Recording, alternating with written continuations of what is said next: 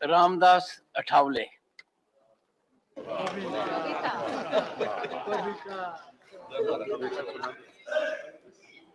आदरणीय महोदय,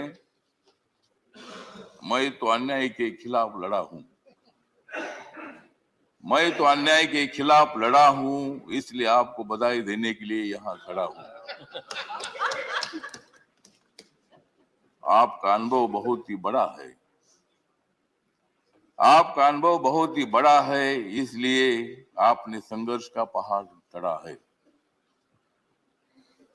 मेरे पार्टी का मैं हूं अकेला। मेरे पार्टी का मैं हूं अकेला, लेकिन मेरे हाथ में है संविधान का पेला। मैं हूं मेरे पार्टी का अकेला, लेकिन मेरे हाथ में है संविधान का पेला। मैं तो हूं आपका सच्चा चेला। मैं तो हूं आपका सच्चा चेला, मुझे मत छोड़ो अकेला।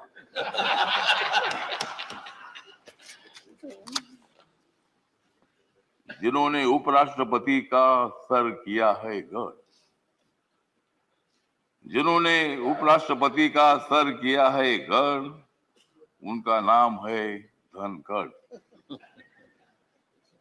हमें मिलकर उखाड़ देनी है विषमता की जड़। हमें मिलकर उखाड़ देनी है विषमता की जड़। इसमें जरूर सफल होंगे आदरणीय धनखड़। हाउस में जो सदस्य करेंगे फ्रैक्शन, हाउस में जो सदस्य करेंगे फ्रैक्शन, उनके ऊपर होनी चाहिए कड़ी एक्शन। हमें तो मजबूत करना है भारत नेशन। हमें तो मजबूत करना है भारत नेशन।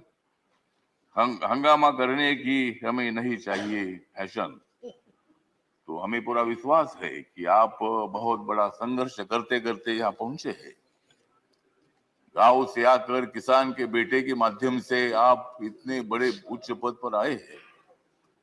इसमें आपका अनुभव, आपका बहुत बड़ा संघर्ष है। बहुत बड़ा काम आपने किया है।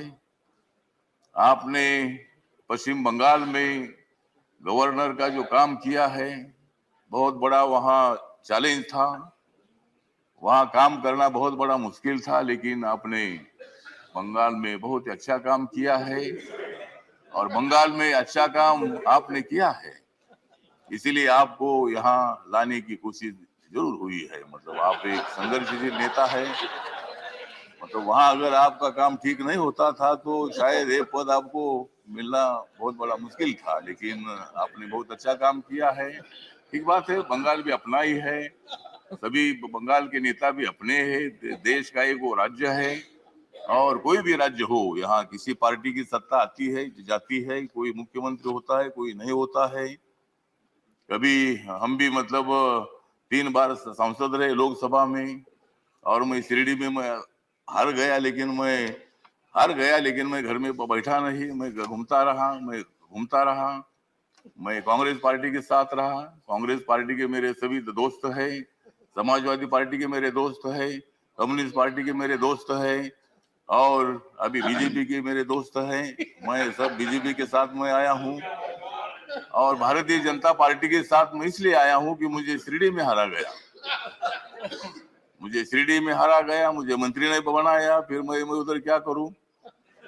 तो इसीलिए मुझे मतलब कांग्रेस पार्टी को छोड़ना पड़ा, और मैं नरेंद्र मोदी जी के नेतृत्व में सबका साथ सबका विकास दिख रहा है सारा प्रकाश। मतलब ये जो प्रकाश दिख रहा है, तो नरेंद्र मोदी जी के नेतृत्व में मैंने निर्णय ले लिया कि मैं बाबा साहब अम्बेडकर जी का अनुयायी हूँ।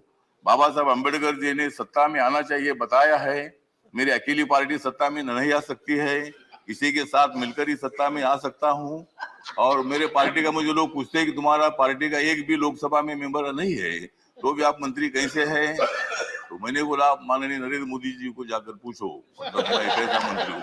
मतलब मैं अकेला हूँ, लेकिन मेरे पार्टी के लोग पूरे देश भर में है। नॉर्थ ईस्ट में मेरी पार्टी सभी पार्टी है, और मुझे बोलने का मौका तो दीजिए। मुझे मालूम है कि आप बहुत अच्छे आदमी हैं और मैं आपको, हाँ, आप मुझे हर बार बोलते थे कि हमको कविता सुनाओ। अगर आप मुझे ज्यादा बोलने के लिए देंगे तो मैं कविता सुनाऊंगा, नहीं तो एक भी कविता नहीं सुनाऊंगा। तो ठीक बात है, तो इसीलिए मतलब कविता सुनाता भी रहूंगा। और आप एक अनुभव है तो इसीलिए अपोजिशन को भी आप मौका दीजिए, हंगामा करने के लिए मौका दीजिए, लेकिन एक आधा दिन हंगामा करने के लिए मौका दीजिए, दूसरे दिन एक्शन होना चाहिए और हाउस का काम भी मतलब चलना चाहिए। इसीलिए आप एक सर्वोच्च हाउस के आप चेयरमैन बन गए हैं। इसीलिए मैं, मेरी जो आरपीआई है, रिपब्लिकन पार्टी है, गरीबों की पार्टी है, दलितों की पार्टी है, इस पार्टी की तरफ से मैं आपके साथ हूँ। मैं हमेशा आपको साथ देता रहूंगा और आप मुझे बोलने का मौका देते रहो।